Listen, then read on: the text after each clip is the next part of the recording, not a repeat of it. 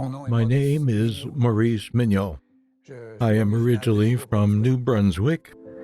I am a gay person. I'm 70 years old and happy to be so. I undertook studies in forestry at Rimouski, and I studied 2 years there. Then the third year happened here in Quebec City. But I had the luck to have 2 of my uncles and an aunt who were also gay. But there I came to a moment where I really needed to talk to someone to take a weight off my shoulders and my heart. Then I told my little story. They listened to me with a little smile in the corner of their mouths. They had known for a long time that I was going to be gay. So that evening, we went out together and they showed me gay Quebec. It was the revelation of my life. For the first time, there was a place where I could be myself without being on my guard all the time. So a few months later, in a club, I met my partner. We moved in together. Then after that, we moved to Ottawa, and then we lived there for 45 years. Then he died a little more than a year ago. Yes, this was my partner, Andre, when I met him. He was, I believe, 30 years old. And I found him to be a handsome man. I have to believe that maybe he thought me to be handsome too.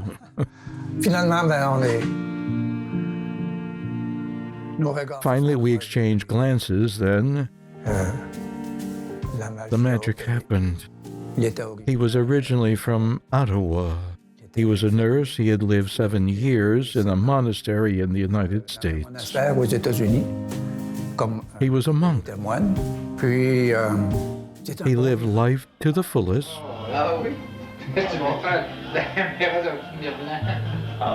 He didn't want to talk about his orientation with people. He'd not yet done his coming out. He had done his coming in, but not his coming out, and he was rather discreet about his orientation, because I believe that came from his religious education. He had like this desire to keep his privacy. I always respected that. That belonged to him. It was his own problem. But that complicated relationships a little. It's a lot simpler when one is authentic, when one is true, when one talks about real things. After his death, I realized that everyone was aware, you can't hide your privacy like that from everyone all the time. People aren't oblivious. They notice things that happen around them.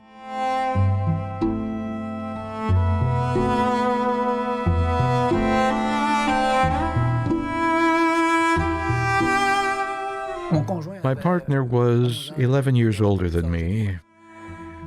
And when he retired, like that produces often in other people, he began to have health issues. Then I began to take care of him. He lost his autonomy little by little. Each time he lost some of his autonomy, I had to give up more of my own autonomy for him. So it was a process of grief that went on. My last 17 years were truly intense. It was 24/7. Then I got to a point, I was dangerously close to the breaking point. And he died just before I would no longer have been capable.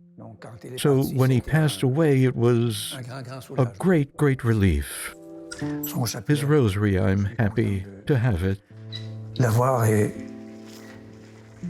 And his beret, that's all that remains to me of my partner.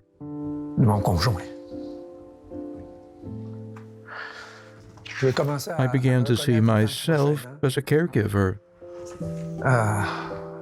the day my partner had need of me, truly, then I knew that when the process had started, I didn't have a way to let. I had to take care of him. One evening, I arrived from a meeting for my photography club, then found my partner stretched out on the kitchen floor.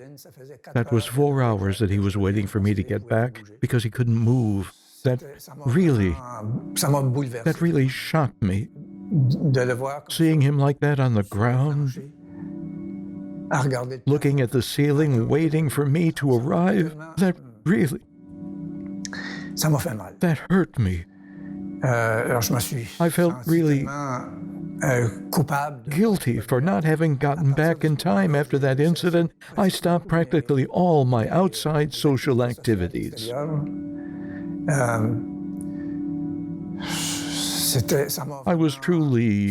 It wrecked me, truly. This was his little Bible that he always kept with him. It still has his notes. Des notes.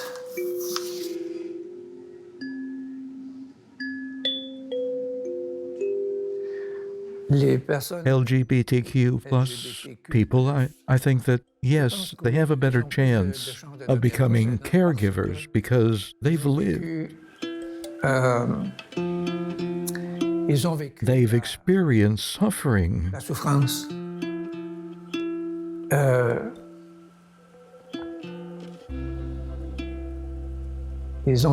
They've experienced suffering and are sensitized. When you can understand the need of another, the need of others, it's easier to help them and to be available. Yes, one must feel. One must feel the needs of the other to help fill them. Yes.